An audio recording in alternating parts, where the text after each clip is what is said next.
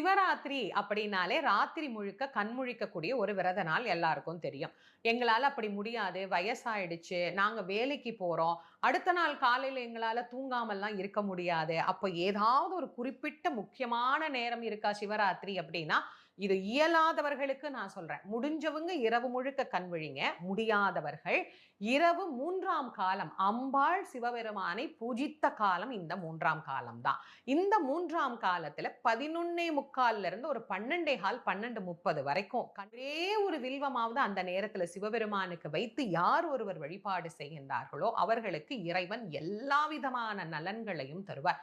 பொதுவா சிவராத்திரி விரதம் எப்படி இருக்கணும் அப்படின்னா, நம் மனதிலே இருக்கக்கூடிய ஆணவத்தை எல்லாம் அகற்றி இந்த விரதத்தை இருக்கணும். நான் செய்கின்றேன். இப்போ எல்லாத்தையும் காட்டிலும் பக்தியில கூட இந்த நான் அப்படிங்கிற எண்ணம் புகுந்துருச்சு. நான் தான் இந்த கோயிலுக்கு இதை செஞ்சேன், நான் தான் இந்த கோயிலுக்கு அதை செஞ்சேன், நான் இந்த அபிஷேகம்